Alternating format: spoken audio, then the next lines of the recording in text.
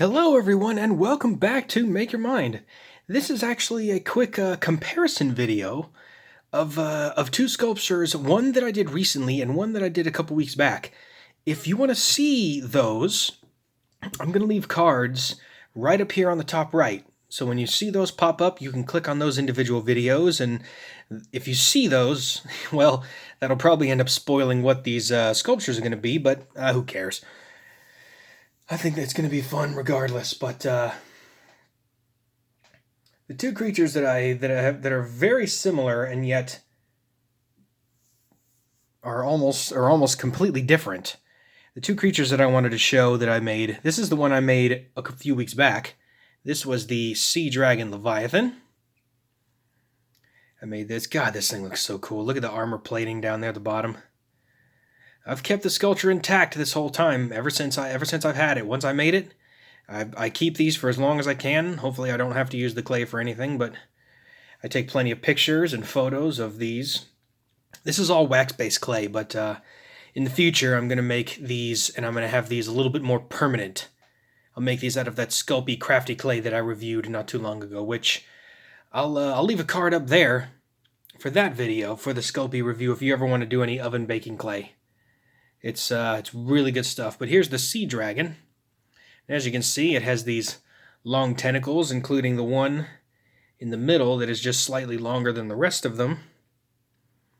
And it has the purple with the yellow bioluminescence. And then the one creature that I actually recently finished and made a video of, which you will see that coming above. Yeah, there it is. And then here's the other creature I made, which looks very similar, but is in a totally different direction. The Sea Emperor Leviathan.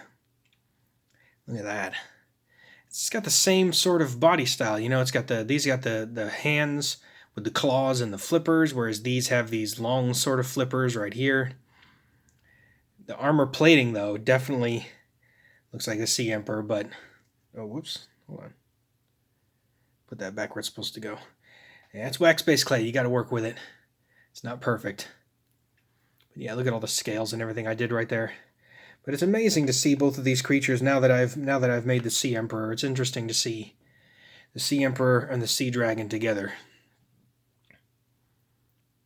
Two very different creatures, one being docile and the other one being very hostile. It's just very cool. See, they both got the style armor plating. The Sea Dragon has a lot more bioluminescence, though, especially with the tips. But as you can see, look, they've even got this one. The Sea Dragon has two horns, whereas this has two antennae, but they're both yellow. I just realized that, too. And this one's got the fins. The Sea Dragon is amazing. And then the Sea Emperor is just that much better. And just as a size comparison, I tried to make these as close in size as I could to how they are in the game.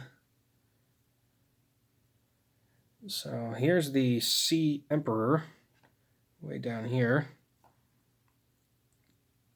That's her fully stretched out, and let's fully stretch out the Sea Dragon real quick. See what he looks like. Yeah, the Sea Emperor is just a little bit bigger. It's got a longer body, and it certainly has a bigger head. But yeah, the Sea Emperor is a much larger creature than the Sea Dragon. And in the game, that's pretty much exactly how it is as well. But it's amazing to see the differences, and yet these creatures are so very similar. I just wanted to do that quick little comparison. But if you like this kind of video, go ahead and leave a like down below. And remember to subscribe and hit the bell for notifications, so you don't miss the next one. Do them side by side. That's cool.